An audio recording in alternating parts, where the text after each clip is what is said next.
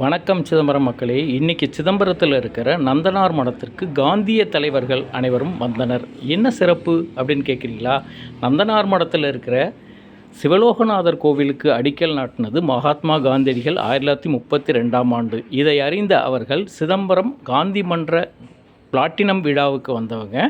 இந்த கோவிலுக்கு வந்து இந்த கோவிலில் இருக்கிற காந்தியோட கல்வெட்டுகள், அது மட்டும் இல்லாமல் அவருக்கு கோபுரத்தில் வைக்கப்பட்டுள்ள சிலைகள் மற்றும் எல்லாத்தையுமே பார்வையிட்டு ரொம்பவே ஆச்சரியப்பட்டாங்க, ரொம்பவே மகிழ்ச்சி தெரிவித்தாங்க. இவர்களை எல்லாம் வரவேற்றது நம்ம மனிதநேய பண்பாளர் டாக்டர் KI மணிரத்னம் அவர்கள் அனைவரையும் வரவேற்று இந்த சிறப்பான ஒரு நிகழ்வை கொடுத்தாங்க. இன்றைக்கி நந்தனார் மடம் சிதம்பரத்தில் இருக்குது. அந்த மடத்திற்கு 1932ஆம் ஆண்டு காந்தியடிகள் வந்தார், அந்த கோவிலுக்கு அடிக்கல் நாட்டினார். அப்படிங்கிறது ஒரு மிகப்பெரிய சிறப்பான வரலாறு.